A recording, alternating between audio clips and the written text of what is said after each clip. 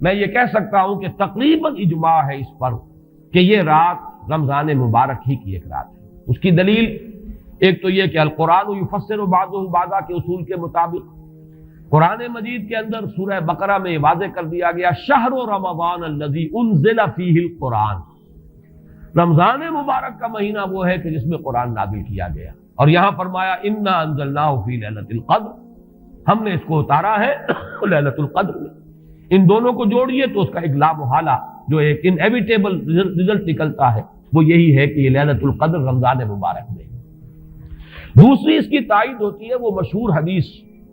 جس کو الحمدللہ کہ ہم نے بہت عام کیا ہے، رمضان مبارک کی آمد سے قبل کوشش ہوتی ہے ہر سال جو ہے اس کی یاد دہانی کرا دی جائے۔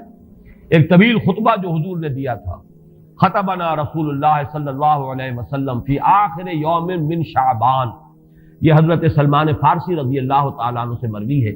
کہ حضور نے شعبان کے آخری دن ہمیں خطبہ ارشاد فرمایا، یا ایھا الناس قد اظلکم شہر عظیم شہر مبارک شہر فیہ لیلۃ خیر من الف شہر، لوگوں آگاہ ہو جاؤ، تم پر ایک بہت مبارک مہینے نے، بڑی عظمت والے مہینے نے سایہ کر دیا ہے، سایہ فگن ہو گیا ہے تم پر ایک مہینہ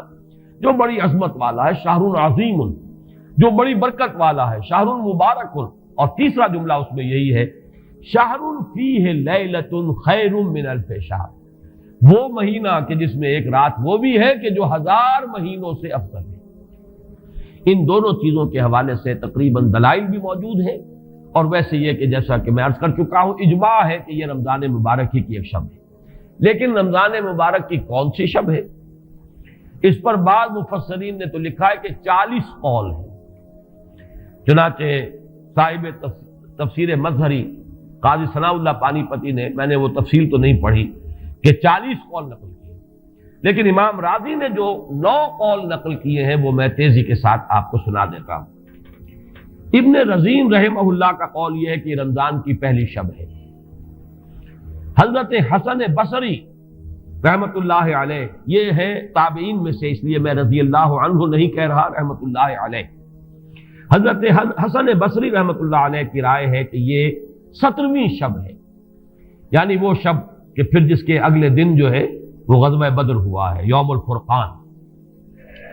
حضرت انس رضی اللہ تعالی عنہ مرفوعاً روایت کرتے ہیں کہ یہ 19ویں شب ہے۔ محمد بن اسحاق جو بہت بڑے سیرت نگار ہیں حضور کے، ان کا قول ہے کہ یہ 21ویں شب ہے۔ حضرت عبداللہ ابن عباس رضی اللہ تعالی عنہما سے قول جو ہے مروی ہے کہ یہ 23ویں شب ہے۔ حضرت عبداللہ ابن مسعود رضی اللہ تعالی عنہ سے مروی ہے کہ یہ 24ویں شب ہے، اور اس کو میں ذرا اہمیت دیتا ہوں اس لیے کہ 24ویں شب جو ہے سورہ علق کی ابتدائی آیات کے نزول کے ضمن میں کچھ حساب کتاب کے جوڑنے سے 24ویں اور 25ویں شب کا بھی معاملہ جڑتا ہے، جو کہ میں نے آپ کو سورہ علق کے درس کے دوران بتایا تھا۔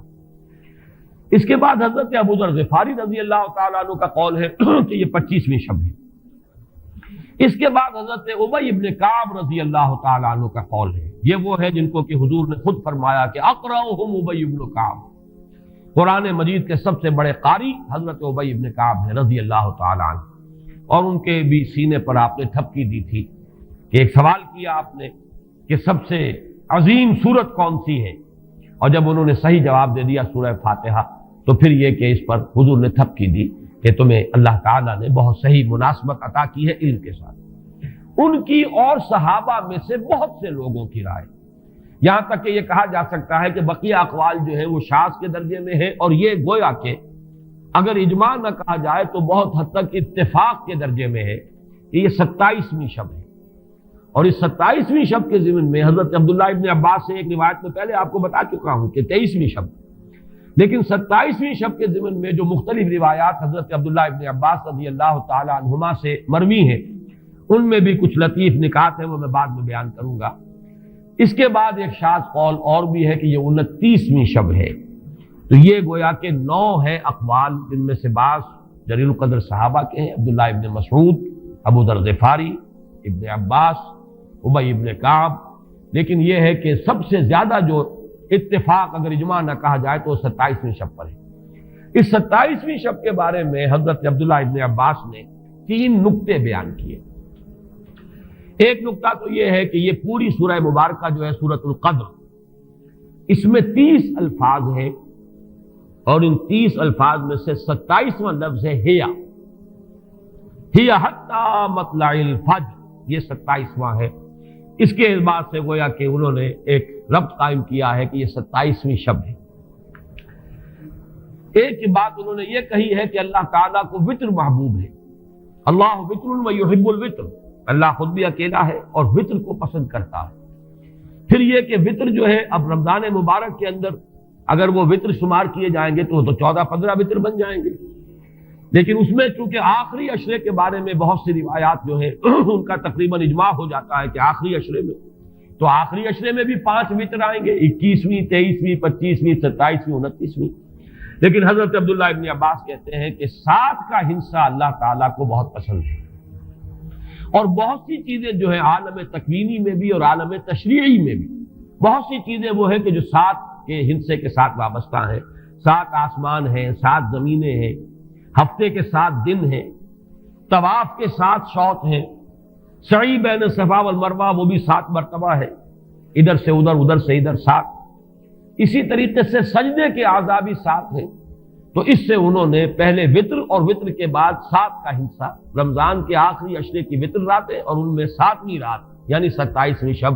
وہ اپنے اس حساب کتاب سے بھی، اور جب انہوں نے یہ بات بیان کی تو حضرت عمر رضی اللہ تعالی عنہ نے ان کی تحسین کی تھی۔ آخری بات اور بھی کہی گئی ہے کہ لیلۃ القدر جو ہے اس کے اندر حروف کو اگر شمار کیا جائے تو 9 بنتے ہیں، اور یہ لیلۃ القدر اس سورہ مبارکہ میں 3 مرتبہ آیا ہے۔ انا انزلناه فی لیلۃ القدر وما ادراک ما لیلۃ القدر لیلۃ القدر خیر من الف شہر، اس اعتبار سے بھی 3 کو ضرب دی جائے 9 سے تو وہ بھی 27 کا عدد بنتا ہے۔ بہرحال یہ میں نے جیسا کہ عرض کیا تھا کہ ان کا کوئی تعلق نہ صرف سے ہے، نہ نحو سے ہے، نہ روایات سے، لیکن بہرحال حضرت عبداللہ ابن عباس کا ایک ذوق ہے، اس کو آپ ذوقی باتیں بھی کہہ سکتے ہیں، لیکن یہ کہ حضرت عبداللہ ابن عباس کی ذوقی بات ہے، لہذا اس کا کم سے کم تذکرہ ہو جانا چاہیے۔ ایک بحث یہ ہے کہ اہیا باقیۃ ام لا، کیا یہ رات جو اس کی عظمت تھی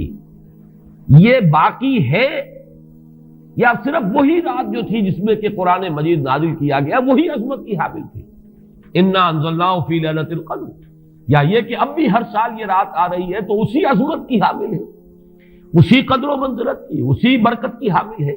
اس پر بھی تقریباً ایک اجماع ہے کہ یہ لیلۃ القدر باقی ہے، ہر سال آتی ہے۔ ہمارے ساتھ جڑے رہنے کے لیے ہمارا چینل سبسکرائب کریں۔